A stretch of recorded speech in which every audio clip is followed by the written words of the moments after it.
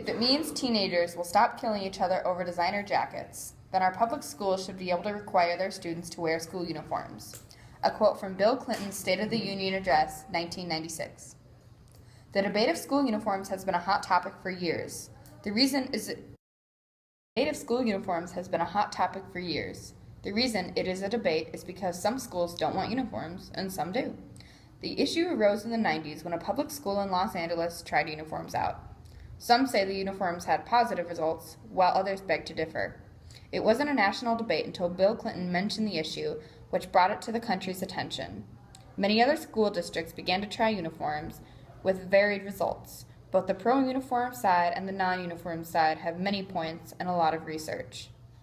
Schools should require uniforms because they save families money and time, they lower violence and bullying in schools, and there are beneficial psychological and social impacts of school uniforms.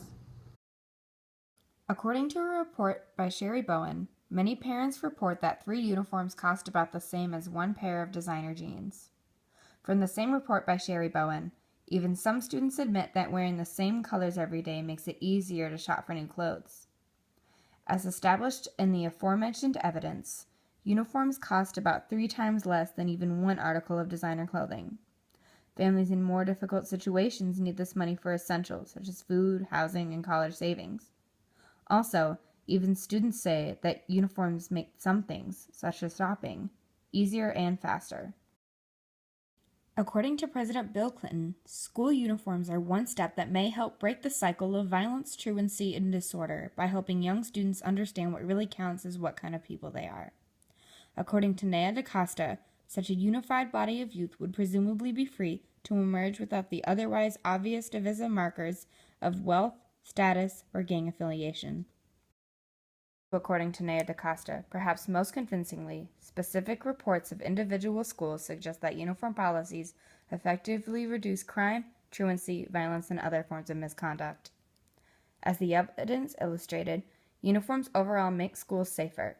Uniforms help people accept one another for who they are, rather than what they are wearing, and that would create true friendships and prevent bullying. Uniforms would also unite the student body and prevent cliques or exclusive groups based on status, wealth, or gang affiliates. Uniforms can help with identification of outsiders. Also, uniform policies have been proven that uniforms efficaciously curtail many kinds of malfeasance. According to Nea DaCosta, in the wake of media saturated with teenage horror stories, such as news coverage and commentary of the 1999 Columbine tragedy and what these tragedies might represent in terms of adolescent individualism and alienation run amok, school uniforms appear to represent an ideal solution for creating homogeneity and possibly harmony in student populations. According to the same report by Nea DaCosta, perhaps these questions are especially salient in urban contexts, which have served as epicenters for these public policy practices and debates, due to the need for innovative, pervasive reforms in these school districts. Many urban minority youth are particularly in need of creative interventions for helping them negotiate their unique developmental challenges. It is clear that some uniforms, such as the Reserve Officers Training Corps, cheerleading, athletic, and other uniforms worn by many urban students for decades, have been associated with prestige, pride, and collective identity, and perhaps a broader positive behavioral characteristic. Uniforms save families money and time, reduce violence and bullying rates, and provide psychological and social benefits to schools. Schools should require uniforms. Virginia Draw's final analysis surprised her. I really went into this experiment thinking uniforms don't make a difference, but I came away seeing that they do. And the freedom of expression, the most essential American right, and the one we value the most. But we need to defend these freedoms, and this debate is a chance to do just that. 1.5% of all public schools in the United States have school uniforms. There's a reason that number isn't higher, and today I will show you those reasons. Schools should not have school uniforms. They shouldn't have them because students aren't emotionally comfortable in the school uniforms. The expense of school uniforms is unfair to the parents who already pay taxes for a free public education, and students should be able to express themselves through their clothes. Students aren't emotionally comfortable in their school uniforms. Not all schools have the option of gender-neutral uniforms. Out of 100 students, there are 2 that are gender diverse and 3 that are intersex. That's not including transgender or gender fluid. Imagine the greater number of people that would have to choose between a female or a male uniform. There are so many people like this who are so uncomfortable of what they have to wear. An unknown user on debate.com spoke their opinion about their school uniform experience. Students are more comfortable and more likely to feel better about themselves when they can be themselves. It's a way of self-expression. People are more productive when they are comfortable. Testing and paying attention in classes is easier and makes it easier to learn. I can learn better when I'm comfortable. When I'm in a uniform, I feel like I can't be seen and I'm just lost in the sea of people that look all the same. When students are wearing uniforms, they don't feel comfortable. And when they don't feel comfortable, they can't learn as much stuff as they would if they picked their own clothes. If you weren't strictly a boy or a girl, you'd feel even less comfortable in the uniform that they give you. The expense of school uniforms is unfair to the parents who already pay taxes for a free public education. Suzanne Moore, on the Guardian website, voiced her opinion about school uniforms. The price of uniforms itself was an issue. The wear and tear of it was an issue. We couldn't afford it. Once I had a Saturday job, that helped. But naturally, I bought myself some lime green plastic platforms. Weirdly, they were not acceptable as school shoes, unless my mom wrote a note. Toby Helm and Eleanor Busby, also from the Guardian website, states millions of children preparing to return to school. A study from a charity family action, which supports disadvantaged families, says many poorer families will have paid out 40% of their monthly income in August on back-to-school costs alone. It calculates that the bill equipping a child for the first day of secondary school now averages €191.96 when clothing and equipment are included. Families have to pay extra hard-earned money on clothes for their kids even though they would only wear them during the school day, even though they already pay taxes for their kids' education. This isn't unfair to those families who have limited money, or anyone. Students should be able to express themselves through their clothes. According to an ACLU article, unlike a street corner, a sidewalk, or a public park, the school setting does not offer many opportunities for self-expression that do not disturb the school day. Students are left with one blank canvas on which to paint their thoughts, emotions, and politics, their clothes. From the previously cited ACLU article, allowing students to choose their clothing is an empowering message from the schools that a student is a maturing person who is entitled to the most basic self-determination. In a freer learning environment, students begin with a sense of self-worth rather than identical captives without options. The only way for students to express themselves is to have the freedom of wearing what clothes they want. And not only this is morally just, but as seen in the second piece of evidence, it actually helps the student's self-determination, and it is in the school's primary interest to help the student in any way they can, and not implementing school uniforms does just that.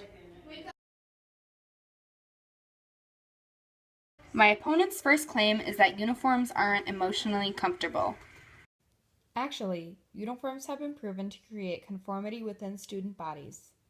As evidenced prior, according to Nea DaCosta, in the wake of media saturated with teenage horror stories, such as news coverage and commentary of the 1999 Columbine tragedy and what these tragedies might represent in terms of adolescent individualism and alienation run amok, school uniforms appear to represent an ideal solution for creating homogeneity and, possibly, harmony in student populations.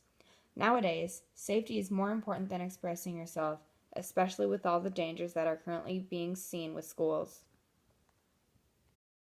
My opponent's second claim is that uniforms are expensive, which is unfair to parents who also pay taxes. This is not actually true, as uniforms are often less expensive than even one article of clothing. As evidenced prior by Sherry Bowen, many parents report that 3 uniforms cost about the same as one pair of designer jeans. Uniforms are less expensive than even a pair of designer pants. If parents do not have to buy this type of clothing, then they save families valuable money. Third claim is that students should be able to express themselves through their clothes. People need to be judged for who they are and not what they represent.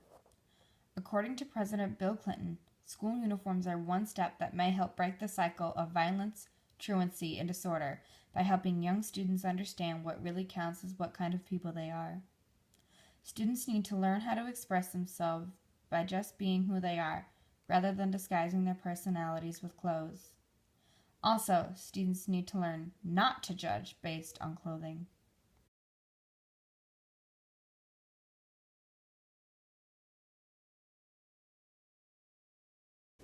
My opponent's first claim is that uniforms lower violence and bullying rates.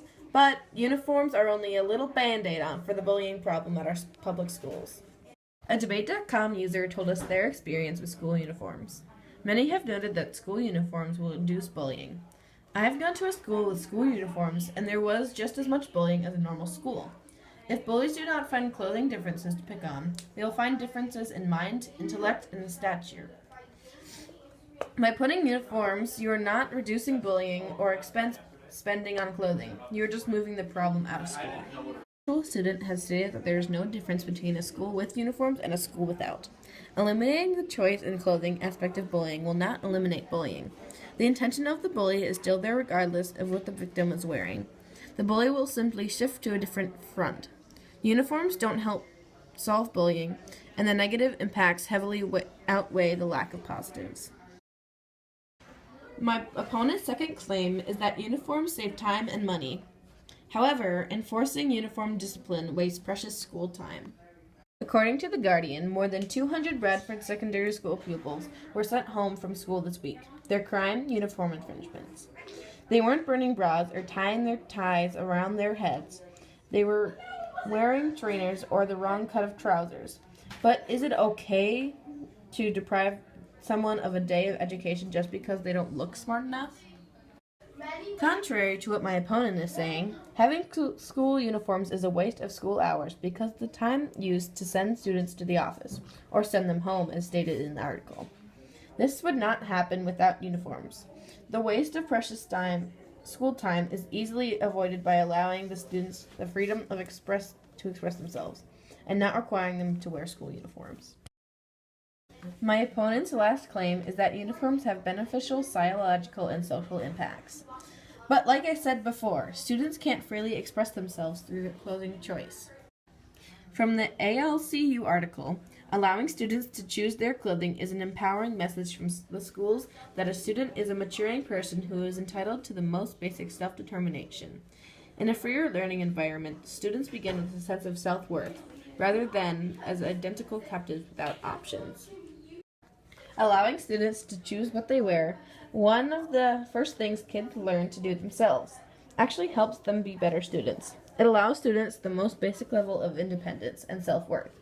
Giving the students the freedom to outwardly express themselves, allowing them to be an individual, not only makes them better learners, it also makes them better people.